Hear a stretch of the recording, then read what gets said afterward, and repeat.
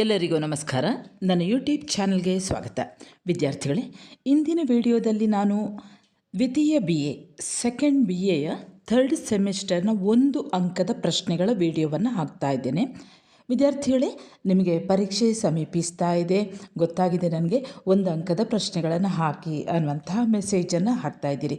ಸರಿ ವಿದ್ಯಾರ್ಥಿಗಳೇ, ನಿಮಗೆ ಮೊದಲೇ ಇದರ ಯಾವುದು ಇರ್ಬೋದು, ಕನ್ನಡ ಪಠ್ಯದ ಪ್ರತಿಯೊಂದು ಪಾಠದ ಕಥೆ ಒಂದು ಗೊತ್ತಿದ್ರೆ ಸಾಕು. ಅದರ ಜೊತೆಯಲ್ಲಿ ನಿಮಗೆ ಕನ್ನಡ ಅಕ್ಷರಗಳ ಬರವಣಿಗೆ ಗೊತ್ತಿದ್ರೆ ಸಾಕು.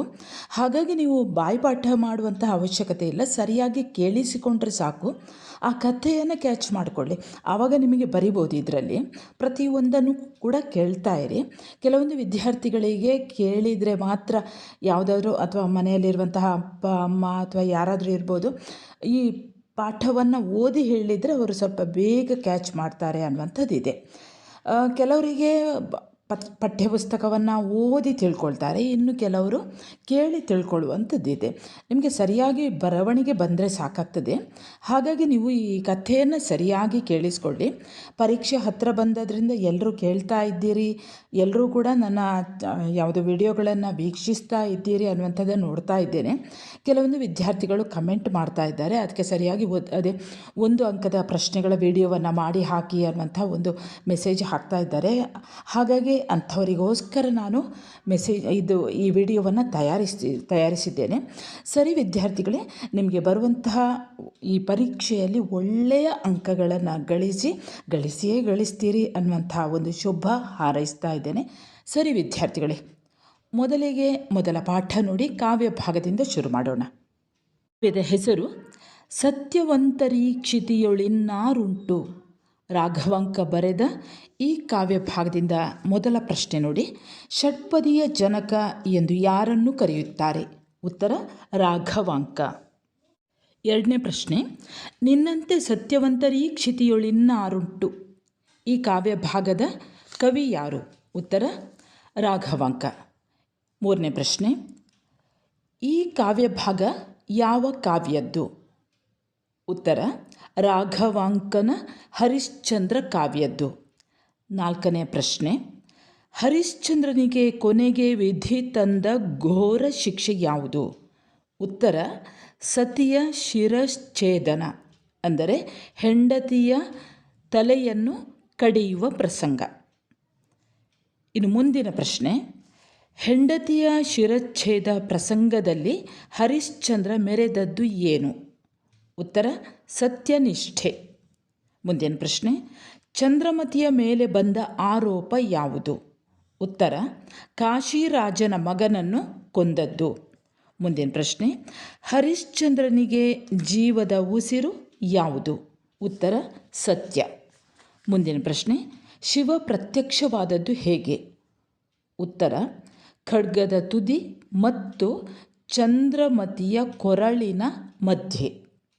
ಮುಂದಿನ ಪ್ರಶ್ನೆ, ಹೊಲೆಯ ಯಾರು? ಉತ್ತರ ಅತಿ ಹುಸಿ ನುಡಿಯುವವನು, ಅತಿಯಾದ ಸುಳ್ಳನ್ನು ನುಡಿಯುವವನು. ಮುಂದಿನ ಪ್ರಶ್ನೆ, ಸತ್ಯಸಂಧತೆಯಲ್ಲಿ ಕೊನೆಗೆ ಸೋತವರು ಯಾರು?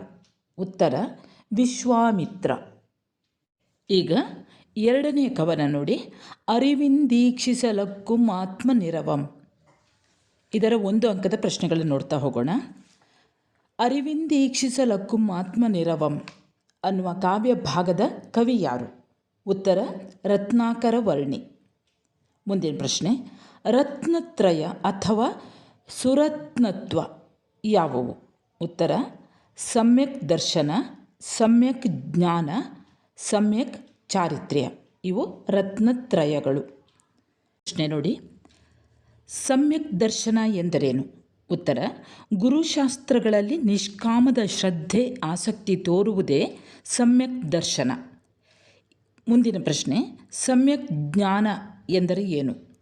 ಉತ್ತರ ನೋಡಿ, ಶಾಸ್ತ್ರಾದಿಗಳನ್ನು ಅವಲೋಕನ ಮಾಡಿ ಧ್ಯಾನಿಸಿ ನಮ್ಮ ಜ್ಞಾನ ದಾಹ ತಣಿಸಿಕೊಳ್ಳುವುದೇ ಸಮ್ಯಕ್ ಜ್ಞಾನ.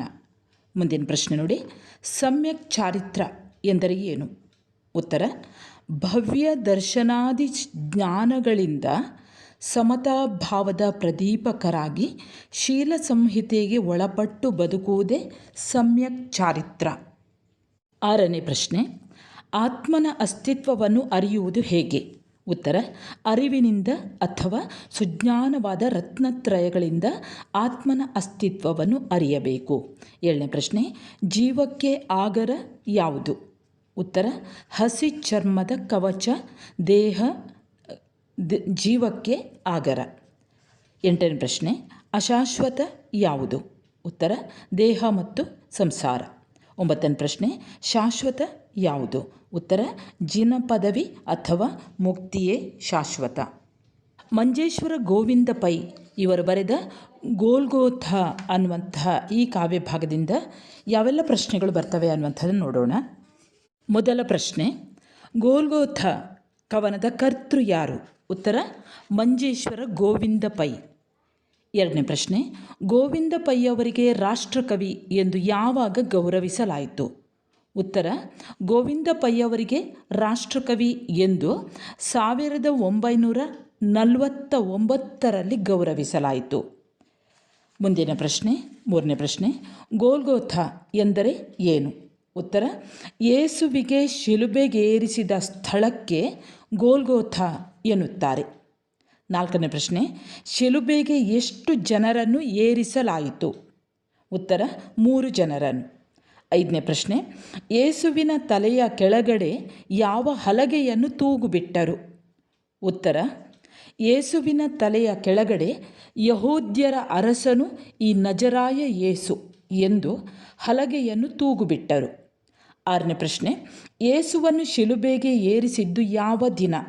ಉತ್ತರ: ವಸಂತ ಪೂರ್ಣಿಮೆಯ ಶುಕ್ರವಾರ. 7ನೇ ಪ್ರಶ್ನೆ: ಗೋಲ್ಗೋಥ ಶಿಖರದ ಹೆಸರು ಏನು? ಉತ್ತರ: ಕಪಾಲ ಸ್ಥಾನ. 8ನೇ ಪ್ರಶ್ನೆ: ಯೇಸು ಯಾರನ್ನು ಕ್ಷಮಿಸಲು ದೇವರಿಗೆ ಹೇಳುತ್ತಾನೆ? ಉತ್ತರ: ಯೇಸು ತನ್ನನ್ನು ಶಿಲುಬೆಗೆ ಏರಿಸಿದವರನ್ನು ಕ್ಷಮಿಸಲು ದೇವರಿಗೆ ಹೇಳುತ್ತಾನೆ. 9ನೇ ಪ್ರಶ್ನೆ: ದೇವಸುತ ಯಾರು? ಉತ್ತರ: ಯೇಸು. 10ನೇ ಪ್ರಶ್ನೆ: ದೇವಸುತನ ಮರಣ ನಾಟಕದ ಕೊನೆಯ ತೆರೆ ಯಾವುದು? ಉತ್ತರ: ಭೂಮಿ ಆಕಾಶವನ್ನೆಲ್ಲ ವ್ಯಾಪಿಸಿದ ಭಯಂಕರ ಕತ್ತಲೆ ದೇವಸುತನ ಮರಣ ನಾಟಕದ ಕೊನೆಯ ತೆರೆ. ಮುಂದಿನ ಪ್ರಶ್ನೆ: ಗೋಲ್ಗೋಥ ಕವಿತೆಯ ವಸ್ತು ಯಾವುದು?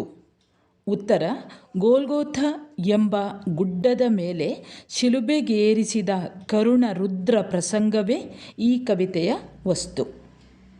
ಮುಂದಿನ ಪದ್ಯ: ಮಾಸ್ತಿ ವೆಂಕಟೇಶ ಅಯ್ಯಂಗಾರ್ ಇವರು ಬರೆದ ಮದಲಿಂಗನ ಕಣಿವೆ. ಈ ಕವಿತೆಯ ಮೊದಲ ಪ್ರಶ್ನೆ ನೋಡಿ: ಮಾಸ್ತಿ ಅವರ ಕಾವ್ಯನಾಮ ಯಾವುದು? ಉತ್ತರ: ಶ್ರೀನಿವಾಸ. ಮುಂದಿನ ಪ್ರಶ್ನೆ: ಮದಲಿಂಗನ ಕಣಿವೆ ಕಥನ ಕವನದ ಕರ್ತೃ ಯಾರು ಅಥವಾ ಕವಿ ಯಾರು? ಉತ್ತರ: ಮಾಸ್ತಿ. ಮುಂದಿನ ಪ್ರಶ್ನೆ: ಮದಲಿಂಗನ ಕಣಿವೆ ಈ ಕಥನ ಕವನದ ಆಶಯವೇನು? ಉತ್ತರ: ಮದಲಿಂಗನ ದುರಂತ ಸಾವು ಈ ಕಥನ ಕವನದ ಆಶಯ. ಮುಂದಿನ ಪ್ರಶ್ನೆ: ಮದಲಿಂಗನ ಕಣಿವೆ ಇರುವುದು ಎಲ್ಲಿ? ಉತ್ತರ: ಚಿಕ್ಕನಾಯಕನಹಳ್ಳಿ ಬಿಟ್ಟು ತುಮಕೂರು ಕಡೆ ಬರುವ ದಾರಿಯಲ್ಲಿ ಮದಲಿಂಗನ ಕಣಿವೆ ಇದೆ. ಮುಂದಿನ ಪ್ರಶ್ನೆ: ಮದಲಿಂಗನ ಸೊಸೆಯರು ಯಾರು? ಉತ್ತರ: ಇಬ್ಬರು ಅಕ್ಕ ತಂಗಿಯರು. ಮುಂದಿನ ಪ್ರಶ್ನೆ: ಅಕ್ಕ ಮದುವೆಯಾದದ್ದು ಯಾರನ್ನು? ಉತ್ತರ: ಮದಲಿಂಗನನ್ನು. ಮುಂದಿನ ಪ್ರಶ್ನೆ: ಹೆಂಡತಿಯನ್ನು ಕರೆದುಕೊಂಡು ಹೊರಟ ಮದಲಿಂಗನ ಜೊತೆ ಯಾರು ಹೊರಟರು? ಉತ್ತರ: ಹೆಂಡತಿಯನ್ನು ಕರೆದುಕೊಂಡು ಹೊರಟ ಮದಲಿಂಗನ ಜೊತೆ ಅತ್ತೆ ಮತ್ತು ನಾದಿನಿ ಹೊರಟರು. ಮುಂದಿನ ಪ್ರಶ್ನೆ: ಒಳಗೊಳಗೆ ಒಬ್ಬರನ್ನೊಬ್ಬರು ಪ್ರೀತಿಸಿದವರು ಯಾರು? ಉತ್ತರ: ಮದಲಿಂಗ ಮತ್ತು ಆತನ ನಾದಿನಿ. ಮುಂದಿನ ಪ್ರಶ್ನೆ: ಅತ್ತೆ ಸರಸಕ್ಕೆ ಆಡಿದ ಮಾತು ಏನಾಯಿತು? ಉತ್ತರ: ಅತ್ತೆ ಸರಸಕ್ಕೆ ಆಡಿದ ಮಾತು ವಿರಸವಾಯಿತು. ಮುಂದಿನ ಪ್ರಶ್ನೆ: ಸರಸದ ಮಾತು ವಿರಸವಾದುದರ ಪರಿಣಾಮವೇನು? ಉತ್ತರ: ಮದಲಿಂಗನ ದುರಂತ ಸಾವು. ಕೊನೆಯ ಪ್ರಶ್ನೆ: ಕಣಿವೆಗೆ ಮದಲಿಂಗ ಏನು ಕೊಟ್ಟನು? ಉತ್ತರ: ಕಣಿವೆಗೆ ಮದಲಿಂಗ ತನ್ನ ಹೆಸರು ಕೊಟ್ಟನು. ಸೋಮಶೇಖರ ಇಂಬ್ರಾಪುರ ಇವರು ಬರೆದಂತಹ ಗಂಡ ಹೆಂಡಿರ ಜಗಳ ಗಂಧ ತೀಡಿದಾಂಗ ಅನ್ನುವಂತಹ ಈ ಕವಿತೆಯ 1 ಅಂಕದ ಪ್ರಶ್ನೆಗಳನ್ನು ಗಮನಿಸ್ತಾ ಹೋಗೋಣ. ಗಂಡ ಹೆಂಡಿರ ಜಗಳ ಗಂಧ ತೀಡಿದಾಂಗ. ಸೋಮಶೇಖರ ಇಂಬ್ರಾಪುರ ಇವರ ಯಾವ ಕವನ ಸಂಕಲನದಿಂದ ಆರಿಸಿಕೊಳ್ಳಲಾಗಿದೆ? ಉತ್ತರ ಬೆಳದಿಂಗಳು. ಎರಡನೇ ಪ್ರಶ್ನೆ, ಗಂಡ ಹೆಂಡಿರ ಜಗಳ ಗಂಧ ತೀಡಿದಾಂಗ ಈ ಕವಿತೆಯನ್ನು ಬರೆದವರು ಯಾರು ಅಥವಾ ಈ ಕವಿತೆಯ ಕವಿ ಯಾರು? ಉತ್ತರ ಸೋಮಶೇಖರ ಇಂಬ್ರಾಪುರ. ಮುಂದಿನ ಪ್ರಶ್ನೆ, ಗಂಡ ಹೆಂಡತಿಗೆ ದೊಡ್ಡೆಮ್ಮೆಯನ್ನು ಎಲ್ಲಿ ಕಟ್ಟಲು ಹೇಳುತ್ತಾನೆ? ಉತ್ತರ ಗಂಡ ಹೆಂಡತಿಗೆ ದೊಡ್ಡೆಮ್ಮೆಯನ್ನು ಹಿತ್ತಲಲ್ಲಿ ಕಟ್ಟಲು ಹೇಳುತ್ತಾನೆ. ಮುಂದಿನ ಪ್ರಶ್ನೆ, ಹೆಂಡತಿ ತನ್ನನ್ನು ಯಾವುದಕ್ಕೆ ಕೊಟ್ಟಿಲ್ಲ ಎನ್ನುತ್ತಾಳೆ? ಉತ್ತರ ಹೆಂಡತಿ ತನ್ನನ್ನು ಕುಟ್ಟಲು ಮತ್ತು ಬೀಸಲು ಕೊಟ್ಟಿಲ್ಲ ಎನ್ನುತ್ತಾಳೆ. ಮುಂದಿನ ಪ್ರಶ್ನೆ, ಮಾವ ಬದುಕಿದ್ದರೆ ಅಳಿಯ ಏನು ಮಾಡುತ್ತಿದ್ದ? ಉತ್ತರ ಮಾವ ಬದುಕಿದ್ದರೆ ಅಳಿಯ ಅವನನ್ನು ಸೀಳುತ್ತಿದ್ದ. ಮುಂದಿನ ಪ್ರಶ್ನೆ, ಹೆಂಡತಿಯ ಜೀವ ಏನು ಕಾಣಲಿಲ್ಲ? ಉತ್ತರ ಹೆಂಡತಿಯ ಜೀವ ಮೂಗುತಿಯೊಂದನ್ನು ಬಿಟ್ಟರೆ ಮತ್ತೇನನ್ನು ಕಾಣಲಿಲ್ಲ. ಮುಂದಿನ ಪ್ರಶ್ನೆ, ನೈಲಾನ ಸೀರೆಯನ್ನು ಏನು ಮಾರಿ ತರುವುದಾಗಿ ಗಂಡ ಹೇಳುತ್ತಾನೆ? ಉತ್ತರ ನೈಲಾನ ಸೀರೆಯನ್ನು ಒಂದೆಮ್ಮೆ ಮಾರಿ ತರುವುದಾಗಿ ಗಂಡ ಹೇಳುತ್ತಾನೆ. ಮುಂದಿನ ಪ್ರಶ್ನೆ, ಉಟ್ಟ ಬಟ್ಟೆಯ ಮೇಲೆ ಬದುಕಿದ್ದವನನ್ನು ಸಲಹಿದವರು ಯಾರು? ಉತ್ತರ ಹೆಂಡತಿಯ ಅಪ್ಪ ಅಮ್ಮ. ಮುಂದಿನ ಪ್ರಶ್ನೆ, ಗಂಡ ಹೆಂಡತಿಗೆ ತರುವುದಾಗಿ ಹೇಳಿದ ಪೌಡರ್ ಯಾವುದು? ಉತ್ತರ ಧಾರವಾಡದ ಪುಡಿ. ಮುಂದಿನ ಪ್ರಶ್ನೆ, ಗಂಡ ಹೆಂಡಿರ ಜಗಳ ಏನನ್ನು ತೀಡಿದಂತೆ? ಉತ್ತರ ಗಂಧ ತೀಡಿದಂತೆ. ಈಗ ನಾವು ನಾಗರೇಖಾ ಗಾಂವ್ಕರ ಇವರು ಬರೆದಂತಹ ಕತ್ತಲಗೂಡಿನ ದೀಪ ಅನ್ನುವಂತಹ ಈ ಕವಿತೆಯ ಪ್ರಶ್ನೋತ್ತರಗಳನ್ನು ಗಮನಿಸ್ತಾ ಹೋಗೋಣ. ಮೊದಲ ಪ್ರಶ್ನೆ ನೋಡಿ, ಕತ್ತಲಗೂಡಿನ ದೀಪ ಈ ಕವಿತೆಯ ಕವಿ ಯಾರು? ಉತ್ತರ ನಾಗರೇಖಾ ಗಾಂವ್ಕರ. ಎರಡನೇ ಪ್ರಶ್ನೆ, ಕತ್ತಲಗೂಡಿನ ದೀಪ ಯಾರು? ಉತ್ತರ ಅಂಬೇಡ್ಕರ. ಮುಂದಿನ ಪ್ರಶ್ನೆ, ಮೈತುಂಬ ಮಸಿ ಮೆತ್ತಿಸಿಕೊಂಡವರು ಯಾರು? ಉತ್ತರ ಮೇಲ್ವರ್ಗದ ಜನ. ಮುಂದಿನ ಪ್ರಶ್ನೆ, ಬಿಳಿ ಮೈ ಯಾವುದರ ಸಂಕೇತ? ಉತ್ತರ ಬಿಳಿ ಮೈ ಮೇಲ್ವರ್ಗದ ಸಂಕೇತ. ಮುಂದಿನ ಪ್ರಶ್ನೆ, ಕರಿಮೈ ಯಾವುದರ ಸಂಕೇತ? ಕರಿ ಅಂದರೆ ಕಪ್ಪು. ಉತ್ತರ ಕೆಳವರ್ಗದ ಸಂಕೇತ. ಮುಂದಿನ ಪ್ರಶ್ನೆ, ಜಾತಿ ಎಂಬ ಭತ್ತದ ಬಾವಿಯ ನೀರು ದಲಿತರ ಪಾಲಿಗೆ ಏನಾಗಿದೆ? ಉತ್ತರ ಉಪ್ಪುಪ್ಪಾಗಿದೆ, ಉಪ್ಪು ಉಪ್ಪು ಆಗಿದೆ. ಮುಂದಿನ ಪ್ರಶ್ನೆ, ದಲಿತರ ಪ್ರಖರ ಸೂರ್ಯ ಯಾರು? ಉತ್ತರ ಅಂಬೇಡ್ಕರ್. ಮುಂದಿನ ಪ್ರಶ್ನೆ, ಧರ್ಮ ಸೈತಾನರು ಯಾರು? ಉತ್ತರ ಧರ್ಮ ಮೆತ್ತಿದ ಹಣೆಯವರು. ಮುಂದಿನ ಪ್ರಶ್ನೆ, ಪುರಾಣಗಳು ಉದುರಿ ಬಿದ್ದುದು ಯಾವುದಕ್ಕೆ? ಉತ್ತರ ಜಲಪಾತದ ಸಾಹಿತ್ಯಕ್ಕೆ. ಕೊನೆಯ ಪ್ರಶ್ನೆ, ಬಾಯಿಲ್ಲದವರಿಗೆ ಕಂಚಿನ ಕಂಠವಾದವರು ಯಾರು? ಉತ್ತರ ಅಂಬೇಡ್ಕರರು. ಈಗ ನಾವು ವಿಜಯ ದಬ್ಬೆ ಇವರು ಬರೆದ ಕರ್ಫ್ಯೂ ಅನ್ನುವಂತಹ ಕವನದ 1 ಅಂಕದ ಪ್ರಶ್ನೆಗಳನ್ನು ಗಮನಿಸ್ತಾ ಹೋಗೋಣ. ಪ್ರಶ್ನೆ ನೋಡಿ, ಕರ್ಫ್ಯೂ ಕವನದ ಕವಿ ಯಾರು? ಉತ್ತರ ವಿಜಯ ದಬ್ಬೆ. ಎರಡನೇ ಪ್ರಶ್ನೆ, ಹೊಳೆಯಲ್ಲಿ ತೊಳೆದ ಹುಣಸೆ ಯಾವುದು? ಉತ್ತರ ಹೋಗದಿರೆಲೋ ರಂಗ ಬಾಗಿಲಿನಿಂದಾಚೆಗೆ ಎಂದು ದಾಸರು ಶತಮಾನಗಳು ಹಾಡಿದ್ದು ಹೊಳೆಯಲ್ಲಿ ತೊಳೆದ ಹುಣಸೆ. ಮುಂದಿನ ಪ್ರಶ್ನೆ, ಕವಯಿತ್ರಿ ಅಲ್ಲಾ ರಾಮರಲ್ಲಿ ಪ್ರಾರ್ಥಿಸಿಕೊಳ್ಳುವುದು ಏನು? ಉತ್ತರ ಕವಯಿತ್ರಿ ಬಾಗಿಲಿನಿಂದ ಆಚೆಗೆ ಹೋಗಬೇಡಿರಿ ಎಂದು ಅಲ್ಲಾಹು ರಾಮರಲ್ಲಿ ಪ್ರಾರ್ಥಿಸಿಕೊಂಡರು. ಮುಂದಿನ ಪ್ರಶ್ನೆ, ಕವಯಿತ್ರಿ ಅಲ್ಲಾಹು ರಾಮರಿಗೆ ಬೇಕಾದ್ದು ಕೊಡುವುದು ಯಾವಾಗ? ಉತ್ತರ ಕವಯಿತ್ರಿ ಬಾಗಿಲಿಂದ ಆಚೆಗೆ ತಲೆ ಹಾಕುವುದು ಬಿಟ್ಟಾಗ ಅಲ್ಲಾಹು ರಾಮರಿಗೆ ಬೇಕಾದ್ದು ಕೊಡುವರು. ಮುಂದಿನ ಪ್ರಶ್ನೆ, ಕವಯಿತ್ರಿ ಅಲ್ಲಾಹು ರಾಮರಿಗೆ ಯಾವುದಕ್ಕೆ ಹಾಕಬಾರದು ಎನ್ನುತ್ತಾರೆ?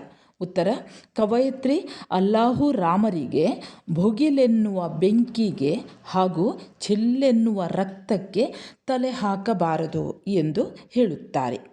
ಮುಂದಿನ ಪ್ರಶ್ನೆ, ಭಾರತೀಯ ಮನೆಗೆ ಕಾಲಿಡುವಾಗ ಏನನ್ನು ತೊಳೆದು ಬರಬೇಕು?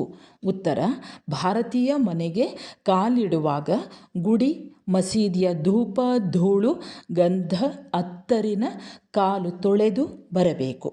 ಮುಂದಿನ ಪ್ರಶ್ನೆ, ಸುಡುವಾಟ ಯಾರದು? ಉತ್ತರ ಕೋಮುಗಲಭೆಯ ಸೈತಾನರದು. ಮುಂದಿನ ಪ್ರಶ್ನೆ, ಭಾರತಾಂಬೆಗೆ ಏನು ಬೇಕು? ಉತ್ತರ ಭಾರತಾಂಬೆಗೆ ತನ್ನ ಮಕ್ಕಳು ಬದುಕಬೇಕು. ಕೊನೆಯ ಪ್ರಶ್ನೆ, ಕವಯಿತ್ರಿ ಕರ್ಫ್ಯೂ ವಿಧಿಸುವುದು ಯಾರಿಗೆ? ಉತ್ತರ ಅಲ್ಲಾಹು ರಾಮರಿಗೆ. ಮುಂದಿನ ಕವಿತೆ ನೋಡೋಣ. ವಿದ್ಯಾರ್ಥಿಗಳೇ, ಈಗ ನಾವು ಗದ್ಯ ಭಾಗದಿಂದ ಮನೆಯವರೆಗಿನ ಹಾದಿ, ವೈದೇಹಿ ಬರೆದ ಮನೆಯವರೆಗಿನ ಹಾದಿ, ಈ ಪಾಠದಿಂದ ಯಾವ ಒಂದು ಅಂಕದ ಪ್ರಶ್ನೆಗಳು ಯಾವುದೆಲ್ಲ ಬರ್ತವೆ ಅನ್ನುವಂಥದ್ದು ನೋಡೋಣ. ವೈದೇಹಿ ಎಂಬ ಕಾವ್ಯನಾಮ ಯಾರದು? ಉತ್ತರ ಶ್ರೀಮತಿ ಜಾನಕಿ ಶ್ರೀನಿವಾಸ ಮೂರ್ತಿ ಇವರದು. ಅಥವಾ ಹೀಗೂ ಕೇಳಬಹುದು, ಶ್ರೀಮತಿ ಜಾನಕಿ ಶ್ರೀನಿವಾಸ ಮೂರ್ತಿ ಇವರ ಕಾವ್ಯನಾಮ ಯಾವುದು? ಉತ್ತರ ವೈದೇಹಿ. ಮೊದಲ ಪ್ರಶ್ನೆ, ಮನೆಯವರೆಗಿನ ಹಾದಿ ಈ ಕಥೆಯನ್ನು ಬರೆದವರು ಯಾರು? ಉತ್ತರ ವೈದೇಹಿ. ಎರಡನೇ ಪ್ರಶ್ನೆ, ಮನೆಯ ಯಜಮಾನ ಯಾರು? ಉತ್ತರ ಅಜ್ಜಯ್ಯ. ಮೂರನೇ ಪ್ರಶ್ನೆ, ಅಜ್ಜಯ್ಯನ ಹೆಂಡತಿಯ ಹೆಸರೇನು? ಉತ್ತರ ರುಕ್ಮಿಣಿ. ನಾಲ್ಕನೇ ಪ್ರಶ್ನೆ, ಅಜ್ಜಯ್ಯನ ಗಂಡು ಮಕ್ಕಳ ಹೆಸರೇನು? ಉತ್ತರ ವಾಸುದೇವ, ರಾಮಣ್ಣ, ಶೇಷ. ಐದನೇ ಪ್ರಶ್ನೆ, ಅಜ್ಜಯ್ಯನ ಹೆಣ್ಣು ಮಕ್ಕಳ ಹೆಸರೇನು? ಉತ್ತರ ಸುಗುಣ, ಸತ್ಯವತಿ, ಮಂಜುಳ. ಮುಂದಿನ ಪ್ರಶ್ನೆ, ಕಥೆಯ ನಿರೂಪಕಿಯ ಹೆಸರೇನು? ಉತ್ತರ ವಸಂತಮ್ಮ. ಮುಂದಿನ ಪ್ರಶ್ನೆ, ವಸಂತಮ್ಮನ ಮಾವ ಅತ್ತೆಯರ ಹೆಸರೇನು? ಉತ್ತರ ವಸಂತಮ್ಮನ ಮಾವ ಅಜ್ಜಯ್ಯ, ಅತ್ತೆ ರುಕ್ಮಿಣಿಯಮ್ಮ. ಮುಂದಿನ ಪ್ರಶ್ನೆ, ರಾಮಣ್ಣನ ಹೆಂಡತಿ ಯಾರು? ಉತ್ತರ ಮೀನಾಕ್ಷಿ. ಕೊನೆಯ ಪ್ರಶ್ನೆ, ಹೊಣೆಗೇಡಿ ಬದುಕು ಯಾರದು? ಉತ್ತರ ರಾಮಣ್ಣನದು. ಮುಂದಿನ ಪಾಠ ತಾಯಿಯ ಆಸೆ. ಮೀನಗುಂಡಿ ಸುಬ್ರಹ್ಮಣ್ಯ ಇವರು ಬರೆದಂತಹ ತಾಯಿಯ ಆಸೆ. ಇದರ ಮೊದಲ ಪ್ರಶ್ನೆ ನೋಡಿ, ತಾಯಿಯ ಆಸೆಯನ್ನು ಬರೆದ ಲೇಖಕರ ಹೆಸರು ಏನು? ಉತ್ತರ ಮೀನಗುಂಡಿ ಸುಬ್ರಹ್ಮಣ್ಯ. ಎರಡನೇ ಪ್ರಶ್ನೆ, ತಾಯಿಯ ಆಸೆ ಈಡೇರಿಸಲು ಪ್ರಯತ್ನಿಸಿದ ಮಗಳು ಯಾರು? ಉತ್ತರ ಸುಜಯ. ತಾಯಿಯ ಆಸೆ ಏನು?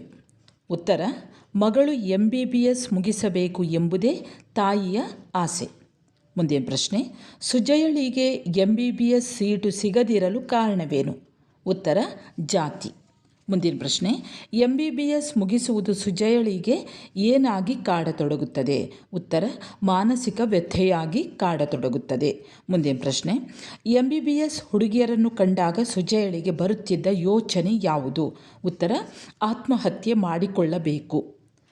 ಮುಂದಿನ ಪ್ರಶ್ನೆ, ಸುಜಯ ಮನೋವ್ಯಥೆಯಿಂದ ಹೊರಬರಲು ಏನು ಕಾರಣ? ಉತ್ತರ ಸುಜಯ ತೆಗೆದುಕೊಂಡ ನಿರ್ಧಾರವೇ ಸುಜಯ ಮನೋವ್ಯಥೆಯಿಂದ ಹೊರಬರಲು ಕಾರಣ. ಕೊನೆಯ ಪ್ರಶ್ನೆ, ನಮ್ಮ ಮಾನಸಿಕ ವ್ಯಥೆಯಿಂದ ಹೊರಬರಲು ಯಾರು ಕಾರಣ? ಉತ್ತರ ನಾವೇ ಕಾರಣ. ವಿದ್ಯಾರ್ಥಿಗಳೇ, ಒಂದು ಅಂಕದ ಪ್ರಶ್ನೆಗಳಿಗೆ ನಾನು ಹೇಳಿದ ಪ್ರಶ್ನೆಗಳು ಮಾತ್ರ ಅಲ್ಲ, ನಿಮ್ಮ ಕನ್ನಡ ಉಪನ್ಯಾಸಕರು ಹೇಳಿದಂತಹ ಪ್ರಶ್ನೆಗಳನ್ನು ಕೂಡ ಸರಿಯಾಗಿ ಅದನ್ನು ಮತ್ತೆ ಮನಸ್ಸಿನ ಒಳಗೆ ತಂದುಕೊಳ್ಳಿ. ಯಾಕಂದರೆ ಪಾಠ ಕೇಳಿದ ಕೆಲವೊಮ್ಮೆ ನೆನಪು ಹೋಗಿರ್ತದೆ. ಹಾಗೆ ಕೆಲವೊಂದು ಕಾರಣಗಳು ವಿದ್ಯಾರ್ಥಿಗಳಲ್ಲಿ ಇರ್ತವೆ. ಕೆಲಸಕ್ಕೆ ಹೋಗುವಂತಹ ವಿದ್ಯಾರ್ಥಿಗಳು ಇದರಲ್ಲಿ ಕೇಳುಗರು ಇರ್ಬೋದು. ಹಾಗೆ ಕೊನೆಯ ಪರೀಕ್ಷೆ ಸಮಯ ಪ್ರಾರಂಭವಾದಾಗ, ಅಂದರೆ ಕೊನೆಯ ದಿನಗಳು ಅಂತ ಹೇಳ್ತೇವಲ್ಲ, ಬೇರೆಲ್ಲ ಮುಖ್ಯ ವಿಷಯಗಳನ್ನು ಓದಿ ಆದ ನಂತರ ಕೆಲವರು ಭಾಷೆಗೆ ಸಮಯವನ್ನು ಮೀಸಲಿಡುವವರು ಇದ್ದಾರೆ. ಅಂಥವರು ಪಠ್ಯಪುಸ್ತಕ ಮತ್ತು ಈಗ ನಾನು ಏನು ಹೇಳ್ತೇನೆ ನೋಡಿ ಅದನ್ನೇ ಕೇಳಿಸಿಕೊಂಡ್ರೆ ಸಾಕಾಗ್ತದೆ. ಸರಿ ವಿದ್ಯಾರ್ಥಿಗಳೇ, ಈಗ ನಾವು ಸ್ಮಿತಾ ಅಮೃತರಾಜ್ ಸಂಪಾಜೆ ಇವರು ಬರೆದಂತಹ ಭಾವಚಿತ್ರಗಳ ಭಾವನಾಲೋಕದಲ್ಲಿ ಅನ್ನುವಂತಹ ಈ ಪಾಠದಿಂದ ಯಾವ ಪ್ರಶ್ನೆಗಳು ಬರ್ತವೆ ಅನ್ನುವಂಥದ್ದನ್ನು ನೋಡೋಣ.